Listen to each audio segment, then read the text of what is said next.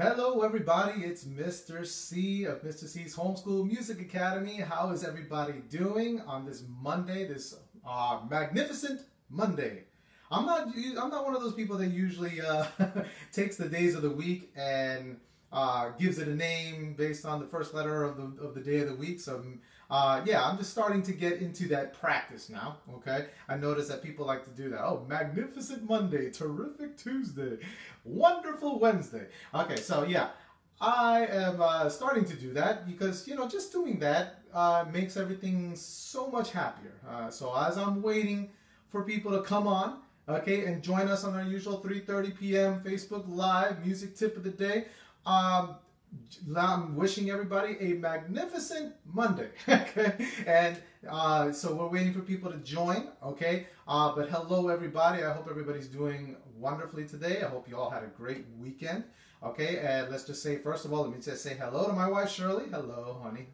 Love you, okay? But I'm real happy to be here, okay? And as we're waiting, I wanted to remind everybody to start going onto Mr. C's Homeschool Music Academy Facebook page, okay? Like and share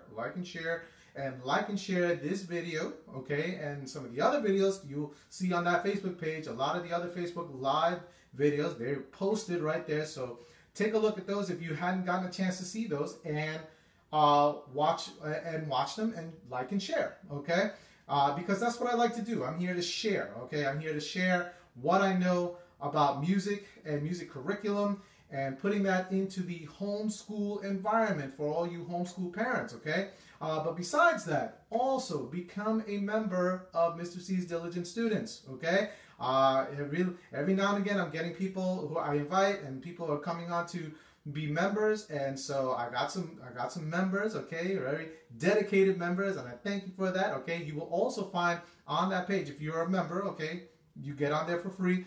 You become a member of Mr. C's Diligent Students on that group page. It's my group page, and you will find some other extra videos that I recorded and posted on about more music tips, okay, that you can add to your music curriculum if you're a homeschool parent wanting to teach your children the art of music and adding that to your general education curriculum. Okay, so there it is, Mr. C's Diligent Students Facebook group page. Join, become a member, it is free. Okay, like and share Mr. C's Homeschool Music Academy page, and like and share these videos and the other live videos, okay? Now, talking about the videos, okay, I wanted to let you guys know, all right, the reason I do this. The reason I do this is for all you homeschool parents and guardians, okay, who are not able to go on to Mr. C's HomeschoolMusicAcademy.com, my website, okay, and are not able to possibly enroll as a student, okay, where I teach more of this stuff. I go on Facebook and I do it for free. Why? Because it's so important to have music in the curriculum. I've talked many times about how music has a deep correlation to all of the other subjects, okay? All of the other subjects. You can learn math and science and social studies and ELA and reading, okay? In the general education, you can incorporate music, and music enhances, it reinforces all of those concepts. And so I feel it very necessary, you know, me as a teacher of the public school setting, I feel it very necessary to make sure that all you guys who are homeschooling parents and guardians, that you are able to access this stuff for free, okay? To be able to get that knowledge, because it's so necessary for your students. And not only that, as teachers, we learn something as well. We get to learn a skill that maybe we hadn't done before, and I bring that to you through these Facebook Lives. So if you're one of those homeschool parents that can't enroll for whatever reason on Mr. C's HomeschoolMusicAcademy.com, then this is why I do these daily, Monday through Friday at 3:30, okay, to give you those tips to enhance your understanding and for your child's understanding in music, as well as enhance the understanding of those concepts in those core subjects. Now, talking about the 3:30 time, you know, I did mention, and right now I'm still doing the 3:30 time for our Facebook Lives. I'm going to meet every day, okay, for now. but there will be a time, okay, that that might change, okay. And I'm only telling you guys, all you guys who tune in every day, Monday through Friday at 3:30. I'm telling you guys this because because I do have enrollees, okay, and enrollees it will be for kids, and so I have to, because of the fall schedule coming up, because of the new 2020-2021 school year, okay, I'm gonna have to adjust my schedule, okay, so that my enrollees can get classes, and this is for the kids, mind you. Classes are for kids in general music education. So I'll be holding general music education classes virtually, and because I'm doing that, okay, on Mr. C's homeschoolmusicacademy.com, then I might have to adjust our Facebook Live. Okay, so that's coming. I will make sure you guys get firsthand knowledge of that. I'll make sure I tell you in time, okay, and remind you when I would be making that transition. All right. So there you have it, okay? We are here today to learn about conducting, okay? Conducting, all right? So, conducting. When we think of conductors in music, okay, we think of the penguin suits, right? The bow tie and the big grand concert, right? You know, and the penguin suits, because it's got the penguin tail, the flap right there in the back of that tuxedo, okay? We think these guys very staunch, you know, and they come up to the podium, or you know, the podium and everything with their sheet music, and you know, they have their batons, okay. I'm using a pencil today, okay. So I mentioned the batons. If we don't have a conductor's baton, okay, if you music enthusiast parents happen to have a conductor's baton, get it out right now. We're going to be using that, okay. But if you don't, which I wouldn't imagine most homes having a conductor's baton, just get out a pencil or a pen, doesn't matter, okay. We can use this, okay, as our baton, okay. So we're going to use that. Plus, I'm also going to show you, as far as conducting, because not all conducting, okay, in case you were aware of this too, not all conducting is also done with a baton. It's also done with the hand, okay. So especially in choruses, okay, FYI, especially in choruses, most of the time in orchestras, concert bands, they use a baton, okay, most of the time. You know, and in other instances, you know, for chorus, especially for choruses, they will use no baton. They use hands. They find it easier for the emotional content, you know, that the conductor brings. But back to the conductor. All right, let's talk about the conductor now. Staunch, very proper, with their penguin suits, and they come on very elegant looking, you know, and they go and they. And when we think of conductors, they think, okay, they're taking out their magical wand, and they're you know, they're waving their hands around very fancy, you know, and it looks very good, and they're doing it to the music, okay. And so, what people tend to think is with the conductor, okay, they think it's, you know, and I tell my I've always tell my students this as well. I've had many conversations. I've taught them conducting skills, okay, and so I would talk to them about conducting, and they would immediately be like, you know, yeah, they wave their hands around. It looks like they're doing magic or something. They must make the music play with magic. You know, they do that. You know, and I think it's because Mickey in Fantasia, okay, with his wizard's hat and all that, I think he kind of ruined that understanding for everybody. Okay, but that's okay. I won't hold it. I won't hold it bad for him. Yeah. Okay, we all still love Mickey Mouse. Okay, all right. But in any event, okay, there is a rhyme and reason. There is a rhyme and reason for the conductor coming up there and waving his hands around. He's not doing it aimlessly. There is a purpose, okay? For you music enthusiast parents out there who know about this, okay? Okay, and for those who don't, okay, there is a particular purpose, okay, in the way the conductor moves his hands, okay? There is no, it's not just for show, okay? It's not for the audience to be like, oh wow, look at him getting into the music is moving him. No, the truth is the conductor is the one that moves the musicians, okay? That's the key point, okay, that you guys want to do. In case you didn't know, that's the key point. The conductor is the one that leads the musicians. They're watching him. They're not moving him, he's moving them. Okay? So, the purpose of the conductor. Let's go back. Let's go back in history. All right? The purpose of the conductor was so that if we think of the Baroque era, okay, the Baroque era of music, okay, we're talking the 15th century, Europe, okay, and this was the time of Bach, okay, this was the time of Antonio Vivaldi, okay, this was the time of the harpsichord, okay.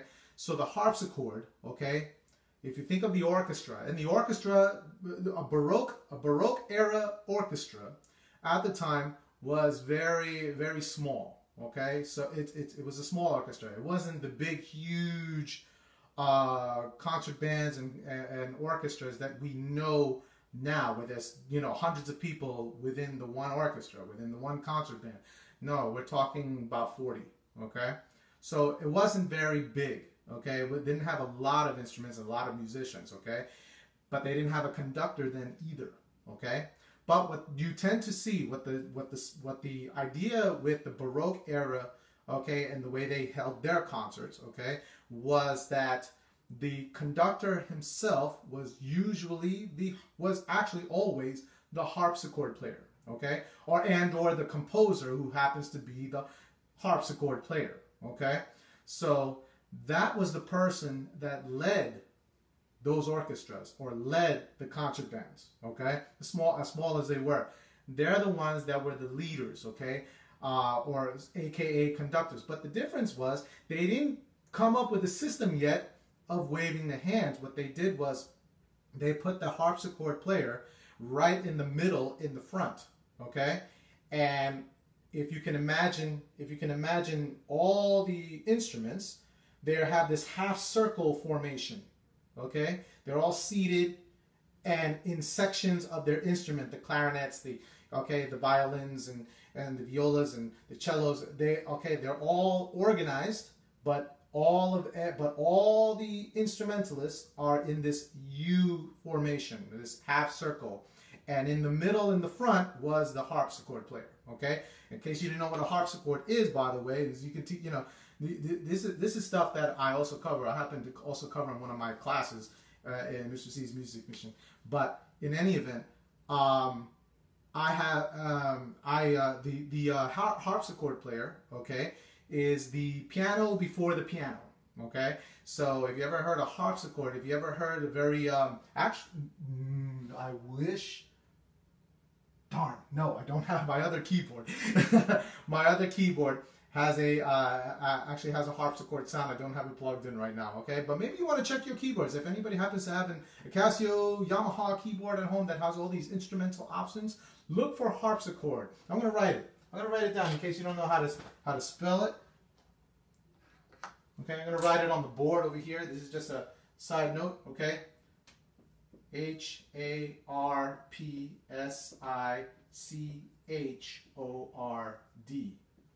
Okay? Harpsichord. That's how it's spelled. Harpsichord. Okay? So the harpsichord, I'm putting my marker down. The harpsichord, okay, was the piano before the piano was invented. Okay? The harpsichord looks like a piano, okay? And some of the harpsichords actually have different levels. It has different levels of keyboards, okay? But the difference was when you play a piano, and I covered this in my classifying instruments, okay? As far as keyboarding instruments are concerned. So if you play a piano, and usually if you look under the hood of a piano, right, in the body of the piano, you see all these strings, right? You play those keys, and there's mechanical arms that holds a mallet. Okay, it holds like a mallet with a felt head. As soon as you play those keys, it moves the mallet with the mechanical arms there, and it hits the strings, okay, in order to make the piano sound that we know, right? But with the harpsichord, it was different. They had these mechanical, like, finger type things, right? And so as soon as you press on the keys, as soon as you play those keys, okay, the mechanical arm moves and plucks the strings instead, okay? Which makes the harpsichord have a unique sound. Sometimes sometimes we could listen to a harpsichord and not know it was a harpsichord, and if we were just listening to the audio of that, we would automatically think, okay, that must be a guitar of some kind. That's a beautiful sounding guitar. Or it must be if we broke this up, it must be a harp of some kind. It must be a harp, okay? Why? Because it sounds like the strings are being plucked, right? So the harpsichord was a device that enhanced, okay, it innovated, where they got the idea of the harp, the people would operate that and pluck the strings with their fingers. Now they have mechanical fingers. When you press on those keys, pluck on the harpsichord, okay? It's a fantastic device, a fantastic instrument, okay? And so the harpsichord was the main instrument in the Baroque era, and why? Especially for composers, okay? If you're a composer, which means songwriter, right? Fancy way of saying songwriter. If you were a composer back in those days, then you needed a harpsichord so that basically at the touch of your fingers, you have all the voicings that would be required to compose your symphony, your concerto, whatever it was. You were able to compose it and compose for all the different instruments, whether it was the English horn or the trumpet. You needed the trumpet in there. Okay, you had to think about the range of the instrument. Okay, and you could easily find it if you know music. You could easily find it right at those keys. Basically, all the ranges of instruments at the touch of your fingertips. It's like the musician's computer. Okay, and so the piano, once the piano was invented, it was the same thing. Okay, same idea. You have all the voicings, basically all those pitches, ranges of pitches at the reach of your fingers, and whatever you wanted to jot down and write for your symphony, you could play it for a little in a particular rhythm that you like, try it out, and then write it down. Okay, the musician's computer. So the harpsichord was the first one. Okay. And of course, again, like the musician's computer, it's very stationary. You didn't have to, the composers didn't have to go and find the trumpet, the violin, the this, the that, and then try it out and then write it down. It would cost way too much money to buy all of those instruments. So, simple, they just had the harpsichord, okay? So, it was the musician's best friend, the musician's computer. Now, here's the idea. The harpsichord player also, because it had all the voicings at the reach of their fingertips, they could easily guide the rest of their instrumentalists during the concert. Plus, the harpsichord was a bona fide instrument, and it sounded great with the rest of the orchestration, with the rest of the performance, the song, okay? So they could play, and so that harpsichord player, give them a tempo count, which is, by the way, definition of tempo, speed of pace of music. It is the speed of pace of music. That's what tempo is, okay? And so they would set the tempo, 1, 2, ready, and they'd start playing. They'd come in all at the same time. So for the instrumentalists, with all their different, each of them with their different parts, could keep an eye on the harpsichord player, aka conductor, okay, but they didn't have the word conductor for them. It was just, he was a harpsichord player, so therefore he was the leader of that band. He was the leader of that orchestra, and they would play the music together. They would follow that. But, little fast forward now, going into the classical era. That's when they came up with the need for a conductor, which is why we're here, right?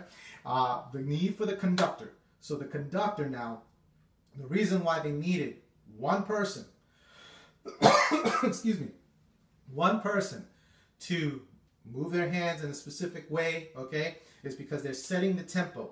They're using their body to emulate feeling and emotion of the song, okay? And they needed that because now the orchestra and the concert bands grew in number, okay? Now the bands are far bigger. They have more people on there, okay? So the conductor seemed to be very necessary, okay? Because now with all of those people, it wasn't enough that the harpsichord player was in a seated position, okay? Seated position playing. Most likely they wouldn't be able to see that particular person because there was too many. There was too many instrumentalists, okay? It grew. The need for a larger band was necessary to bring out the brilliance of the composition of that composer, but now the composer had to do something else. The composer had to be seen in order for hundreds of these instrumentalists could see that conductor and can follow, okay? So the leader, the conductor, came on and they developed a system, which you're going to learn about today. A system in which the beats will be pointed out and emphasized in the certain hand movements, okay? And the instrumentalist had the task of watching that person, okay? Everybody could easily see it, especially on a podium. A podium, you have that little box, you know, that elevates the conductor's height, and everybody can see what's going on, all right? So the conductor became very, very, very necessary. So, getting to the point of conducting, okay, we're going to learn how to conduct in a 4-beat meter, okay? So, if you remember what a meter is, okay, meter is usually at the beginning of a song, okay, and I actually pointed this out on Friday. Last week we were talking, and then a couple of other times we were talking about composing, right? The 4-beat meter tells us what we're going to do at the beginning of the song before we even start, okay? So, our 4-beat meter, we have 4/4, okay? The top number tells us that there's 4 beats per measure, right? Remember measures, they were done by bar lines, okay? And every measure meant that, this number meant that every measure was going to have a total of 4 beats, okay? But what was our basic unit of count also? Had to be at beat 1, right?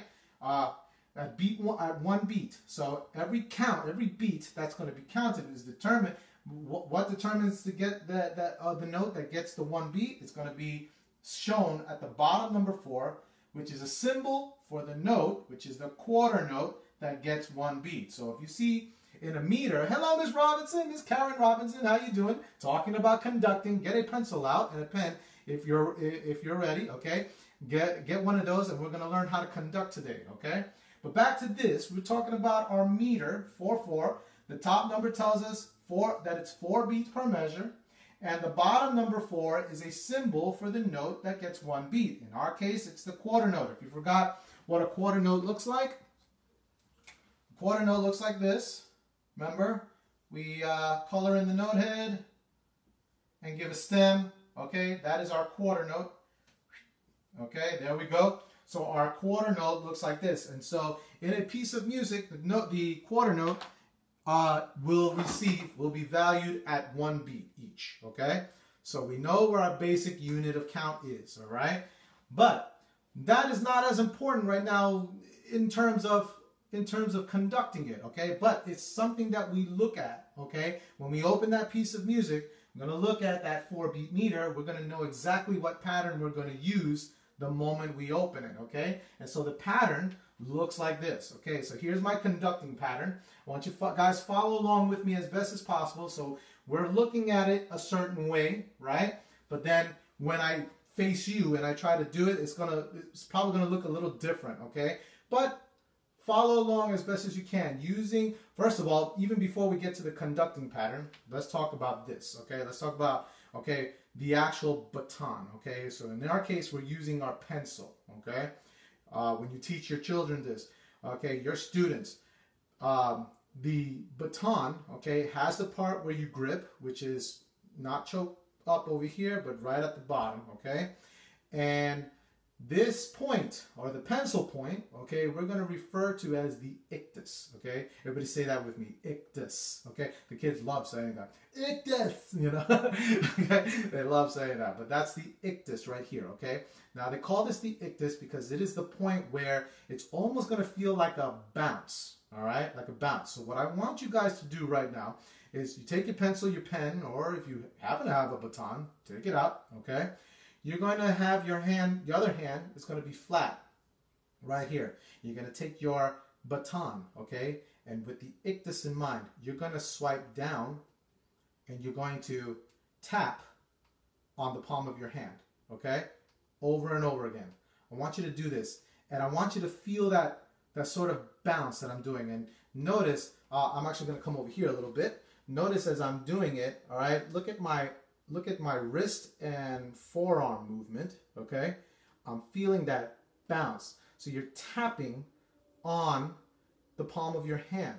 You're tapping to kind of feel that bounce. Now, why am I making you do this? Okay, when I was in college, okay, and I was learning conducting for the first time, conducting is a matter of feeling, okay? If you feel the way the music is supposed to be, your instrumentalists, your students, okay, those that are playing the music and following you, they'll be able to follow you very closely and feel that beat, okay? So it's kind of like a bouncing, okay, feeling. And so we use the palm of our hands to kind of feel that at first, right? Because what's going to happen is, you do this with your students, okay? They're able to take their pencils, okay? You know, this is how you make do. You don't have a baton, you don't have batons for your students. Hey, get a pencil, right? And so they do this, of course, act responsibly, right? Responsibly, no playing around, no throwing the pencils or anything like that. That was definitely a rule that you establish, okay? When it comes to teaching techniques, you establish that rule before you start, okay? So you always establish that with your students. Hey, this is responsibility. You're going to use your pencil. But when you use your pencil, you're going to follow what I say. You're not going to play around with it. You're not going to throw it. Let's be responsible so that we stay safe, okay? So those are one of those things you do. So it's an expectation, right? So you're bouncing, right? Because eventually what's going to happen after you practice this for a while, you're going to take that hand away. And you're going to feel that bounce in the air as if there's something there. There's nothing there. But there's something there because you're feeling it, and you're feeling it. You're using the wrist and forearm movement, okay? And there should be almost like an imaginary hand there so that you feel that bounce, okay? And the more you practice this with your students, well, the more you practice it, the better you're going to get with it, because then when you do the conducting pattern, you're going to feel that in every motion, okay? And basically, when you get really good at this, first you do it with this, and you get really good at this, right? Then you're gonna take it away and practice it. And this, honestly, the ictus, when you see that bounce, okay, you can see where the beat is. And that, you feeling that beat, will allow your musicians to feel, your instrumentalists to feel the beat as well. Okay, they can see it. They can it is a form of visualization, but the key thing is to feel that bounce so that you can demonstrate for your instrumentalists. Okay, that's the key to conduct. That's the biggest key to conducting. You feel it, they'll feel it too. Okay, so that's the idea. So now, here's a pattern. Okay, here's the conducting pattern. What we're doing here, okay. What we're doing here is, you see the arrows and they're numbered, okay? These are the number of beats. Again, we're doing our 4-beat meter, right? So we're doing our 4-beat meter. We're going to count to 4 in every movement. But in every movement that we do, as I explained before, we're going to feel that beat. And you're going to do that by displaying that on your ictus, okay? So that your instrumentalists can see it, okay? And listen, it takes time.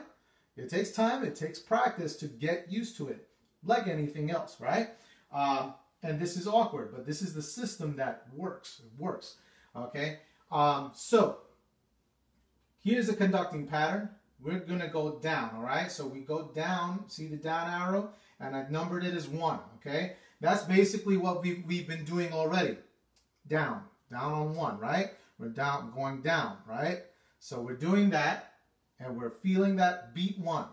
Then notice how it goes from this, from the first beat to the second beat. Here's the arrow, and number 2 is right there. What you're doing is you're going down. If I'm facing the board, okay, you're going down for 1. You're going over to your left. You're gonna left. So in other words, you're crossing. I'm facing you, so it looks a little bit different. But I'm crossing over to my left. This is my left. It's my right hand that holds the baton. I didn't mention that before. I apologize. I'm sorry. Okay. Yes, your right hand is the one that's holding the baton. Wow.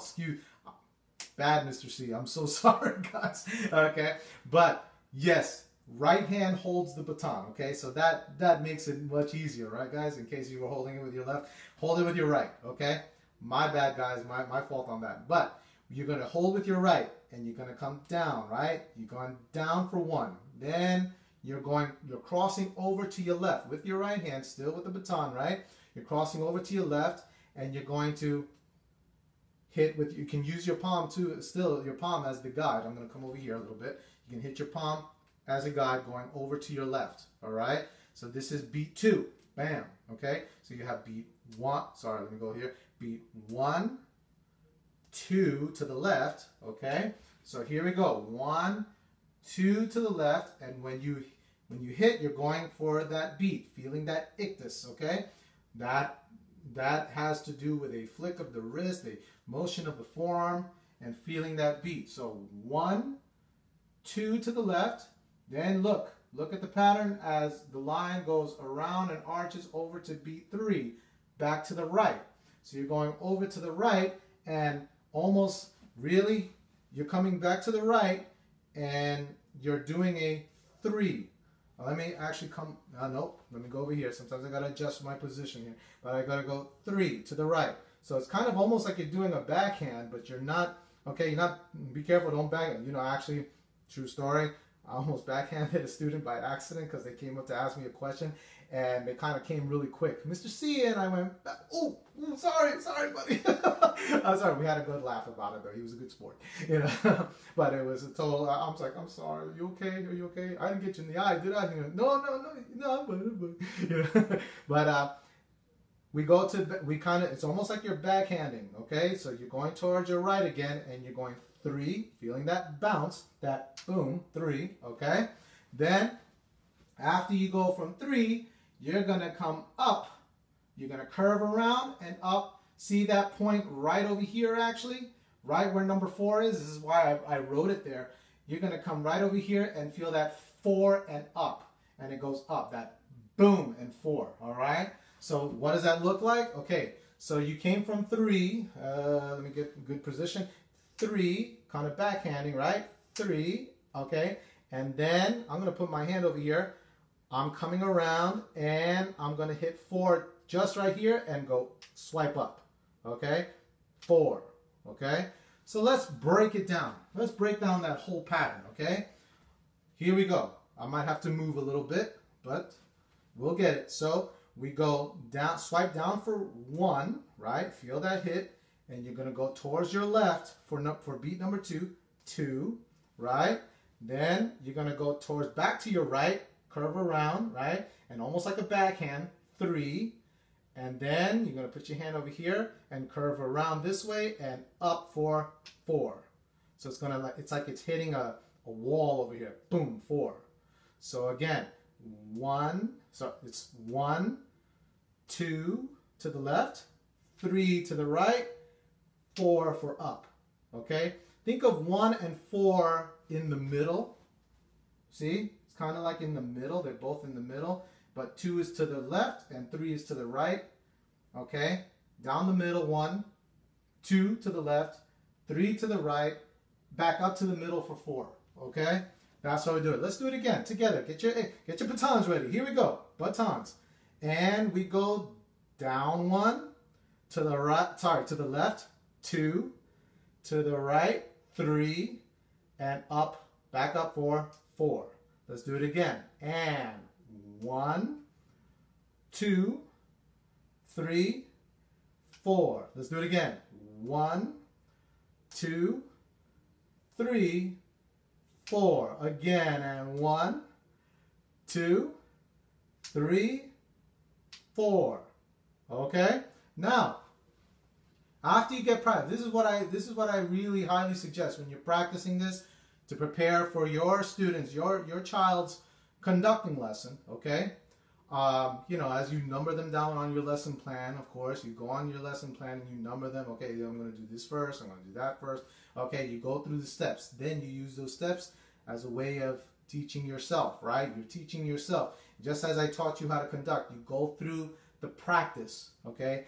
And you're going to use that hand. You're going to use your right hand as the point of ictus. Boom, boom, boom, boom. Okay, you're going to do that for a while until you get really used to it. Then you're going to take out that hand, okay? It's scaffolding, okay? So now you're taking that out and you're going to see how independent you are without the use of the hand. And so now it's just your right, holding your baton. And you're going to go, let's do it together. Ready? And on my count, 1, 2, ready, together, and then down 1, right 2. Oh, sorry. Let's do that again. I just said right. Left for beat number 2. Okay, here we go. And down 2, left 2, right 2, back up 4. Okay, and I meant right 3, back up 4. It's a 4-beat meter. So let's do that again. Okay, no hand, right? Imagining that our hand is there. Now we're boom. Okay, bouncing it, showing the beat in each movement. Okay, so let's do it again. Here we go. Down 1, left 2, right 3. Let me show that better. Right 3 and up 4. Let's do it again. Down 1, left 2, right 3, up 4. Go ahead. Down 1, left 2, right 3, up 4. Do it again. And down 1, left 2, right 3, up 4. Okay? Let's stop right there. Take a deep breath, guys. Take a... Okay? Yeah, hey, this, it's a lot of action, right? It's quite the workout, actually. Okay? It's a lot of action, a lot of practice, you know, and sometimes, you know, after a while, just doing that, you know, doing that for a while, that right arm might get a little sore, that right shoulder might get a little sore. You know, stop for a minute, stop for a moment, try it again, okay? And so that's the pattern, guys. That's the pattern. Down 1, left 2, right 3, up 4, okay? And so we do this over and over and over again to get a handle on that. And as I always say in a lot of musical practice, okay, especially with this, when you get good at this, you're in charge of keeping tempo, keeping your band together, so to speak, right? Keeping them together, focused on you. You are the one focal point that they're gonna need, okay? So you have to be, in other words, you have to be set. It's a high responsibility. You have to be set with your tempo, okay, so that they can follow you, okay? That's the idea. Now, as you get good at this, make sure you're using a slow tempo. Count yourself in. There goes that word, tempo again, right? Tempo, speed of pace of music, okay? So depending on the tempo of the song, right? Could be a slow one, could be a fast one, okay? But what you want to do is just practicing your conducting technique. Start slow. Start very slow as you need, okay? And then speed it up, okay? What I'd like us to do right now actually is put our pencils down, all right? Let's go put our pencils down, and now we're just going to use our hand, okay? I'm actually going to get my left hand out again. We're going to use our hand, using your right hand to conduct. It's still always right hand for conducting, okay? When you go down for beat 1, still doing a 4-beat meter, okay? You're like this, flat hand, kind of overhand look, right? And you're going to come down. Here's the ictus, the beat, 1, then 2 to the left, 2, then 3 to the right, 3, and then up 4, 4. 1, 2, 3, 4. Do it again. 1, 2, 3, 4. Again, and 1, 2, 3, 4. And see, the idea is that it's still bouncing, right? It's that now we don't have a baton, right? We don't have a baton. But if you're conducting a choir, right?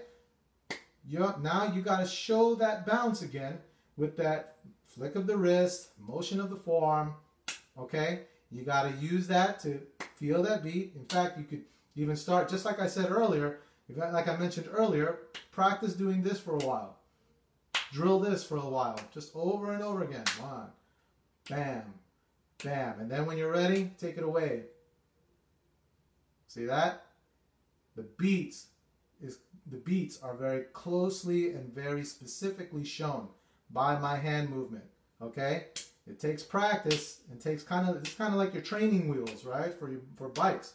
And then when you're ready, you take it away, right? And then you practice.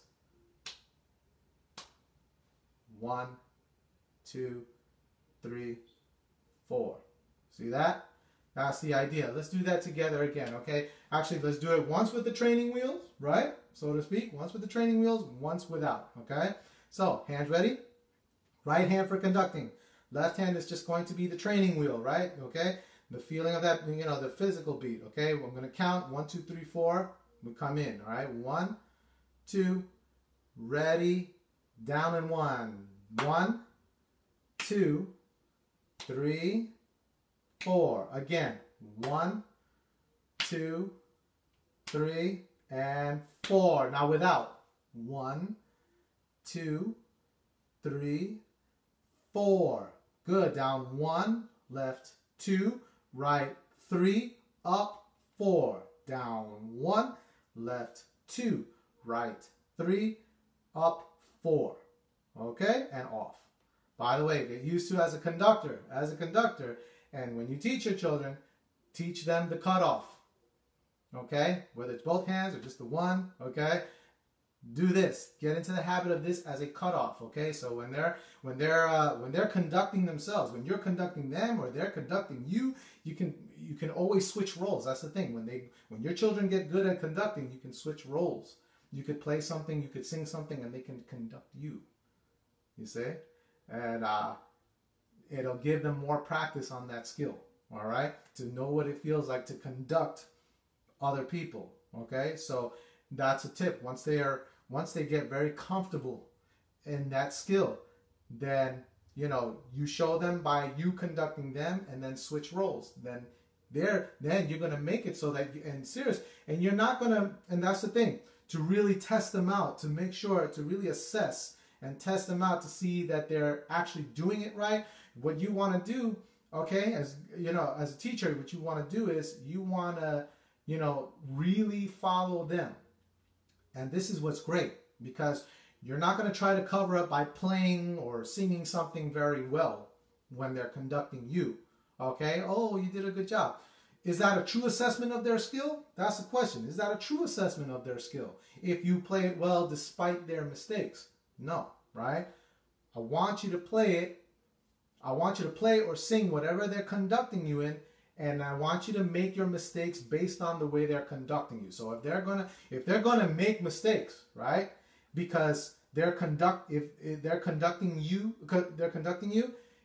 you know, then I want you to, what you need to do is actually make the mistake with them as far as tempo and, okay, you need to make that mistake, because then you could say, hey, I was following you, right? You're the conductor, right? You reiterate that fact to them. You're the conductor, right? Yeah, well, I was following you, and that's why I went the way you told me to, okay? I slowed down. I went too. Did it sound slow to you? You can ask them. Did it sound, give them those probing questions. Did it sound slow to you? Yeah, it did, Mom, Dad, it did. Well, that's because you were going too slow, or you were going too fast, or you were kind of lagging. The beats weren't steady. They were very broken up, you know. You could say all of those things. This way, they get into a little bit more of self-realization about what they're doing. Guys, this is an exercise. This is an exercise of personal space, of getting to know your body. Getting to, you know, this is what kids will practice with conducting. They get to be more aware of their personal space, of their body and what they're doing. They become more aware and more in touch. They feel every single beat and every emotion that they're displaying. And what is the result? What is the result going to be? It depends on how they conduct, because then you're going to play the way you're following them, you see? And then they get to reflect. They get to reflect, oh yeah, you know what? I was doing that. I was too slow. I was too fast. Okay? I was unsteady. They get to see it, they get to feel it, and they get to see it. That's the wonderful thing about learning to conduct. You know, when I was a kid, or probably most of us when we were kids and we were taking general music in school, I don't think we really got into conducting. It seemed like maybe back then it seemed like too far-fetched, too kind of over a child's head to be able to conduct, okay? But in actuality, there's a physical awareness that they get into and a control. It allows a child to learn control of their movements. Okay, connecting the brain to the body. The brain, that's the simple concept, right? The biology. The brain controls the body. Got it? Not the other way around. Not the other way around. You can't. Okay, if somebody plays, if their playing goes awry after they're following that person's conducting, you know, it's going to be solely on the responsibility of the conductor, because the conductor is leading them. And so that then clicks in their minds. Yeah, it's my brain telling my body to do this, so I gotta change it. I can fix it. That's the realization that they come into. I can fix it. So conducting is a wonderful thing. You know, I think even up until I realized that that's in the curriculum for general music, I didn't think that the children could really handle it until I tried it, and then I was like, oh yeah, these guys love it. These guys love it, and you know, and they were showing me. They're like, look, Mr. C, I'm able to do it. I can do the 4-beat meter. I can do a 2-beat meter. I can do a 3-beat. I can do, you know. So they get very excited, and guess what? Overall, guys, for early learning kids especially, it's movement. It's music and movement, putting it together. And what's that? It's PE, guys. It's PE, control over one's body. This is a gross motor function. You're doing a gross motor skill here. And so doing that, okay, allows them to really, you know, again, thrive, and adding counting to it, which is mathematical, right? And so there's coordination going on. There's a bit of agility when it comes to this, okay? It all is for the benefit of the student, okay? For your benefit, and for your benefit as well. You're the one teaching it, right? So you're going to become that more coordinated, okay? Any exercise that we do agile wise, right? With agility in mind, okay, just makes us better physically. So this is another way, you know, and we can apply that to all kinds of different exercises that we can do with our bodies, right? We can do that, okay? So conducting, a fantastic thing. Okay, so remember the conducting pattern, okay? First of all, look it up about the harpsichord. I want to go back a little bit. Look up about the harpsichord. Again, that was the conductor, so to speak, until they came up with the necessity for the one person in the baton or the hand conducting, okay? We use our 4-beat meter today, okay? And I'm doing this all week, by the way. So we're not just doing, okay, it's not just going to be 4-beat meter. We're going to tackle the 3-beat meter. We're going to tackle the 2-beat meter. You're going to see these different kind of meters and how the conducting is done. So that's something we can look forward to the rest of this week. Tell your friends, okay? Like and share. Okay, this is going to be all week. We're going to focus on conducting, okay? So 4-beat meter, again, the top number 4 tells us that there are 4 beats per measure, and that the bottom number 4 tells us that that the quarter note, looks like this, gets 1 beat, okay? And so when we see this meter, okay, and by the way, there are other kind of meters that indicate a 4-beat meter. This is our most basic one, okay? But then the conducting pattern is going to look like this, where we go down 1, to the right 2, to the left 3, and back up for 4, okay? That is our conducting pattern, okay? Write this down if you're able to. Write this down. Down 1, right 2, left 3, up 4, okay? Remember the point, remember the point using your baton or pencil, right, as a baton, substitute for a baton, using the point of the ictus to display the beat, okay? Practice first with your training wheel. That's your other hand. Feeling that bounce, and then take it out. And then every point of beat, you're going to feel that bounce as well. If you're doing the conducting pattern, it's 1, left 2, right 3, up 4. And the other thing I forgot to mention is that I did say earlier, do it slow, right? Once you're accustomed to doing it slow, like we're playing an instrument, pick up the tempo a little bit. Now make it a little bit faster, okay? So before, maybe you were going 1, 2, 3, 4, right? That was your tempo. 1, 2, 3, 4. Now you want to change it a little bit. 1, 2, 3, 4. And 1, 2, 3, 4. Now you want to, now when you get good at that, now you want to change the tempo a little bit more, a little faster. 1, 2, 3, 4. 1, 2, 3, 4. 1, 2, 3, 4.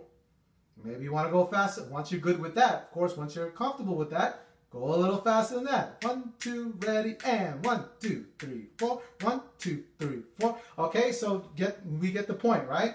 We want to increase little by little in speed, okay, and get comfortable with any speed, because there are some songs that go really, really fast and some that go really slow, okay?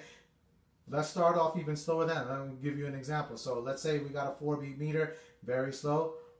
1, 2, ready, here we go, and 1, 2, 3, 4, okay? So that's just one example. Some can be very slow, and so you want to get good with that, okay?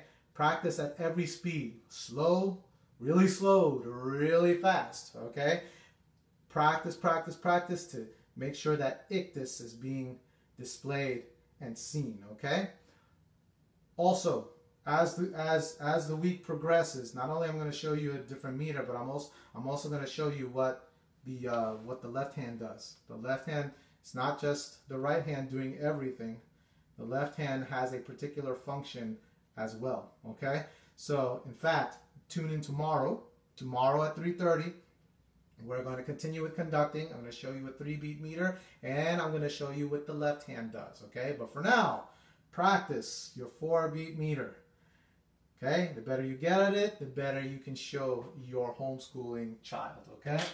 All right, guys, thank you very much for joining me today. All right, tomorrow 3:30, into more conducting.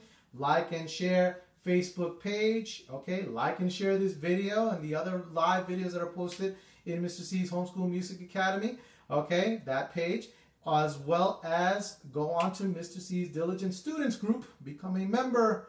It's absolutely free, and you guys can get these lives as well as some other recorded stuff I have there, okay, and learn something from there to add to your music curriculum, okay? Again, guys, I will keep you abreast as to when the time for our Facebook lives will change, okay? It may change, so I'm just gonna let you be aware of that, okay? Because there will be, because I have to do now these live webinars, live webinar classes, okay, on Mr. C's Homeschool Music Academy.com, okay, my website. I'm going to be doing these live classes for my enrollees, okay, as kids.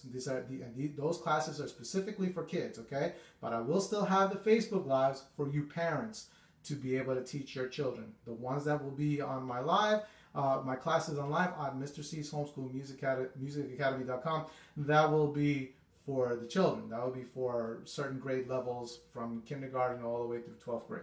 Okay?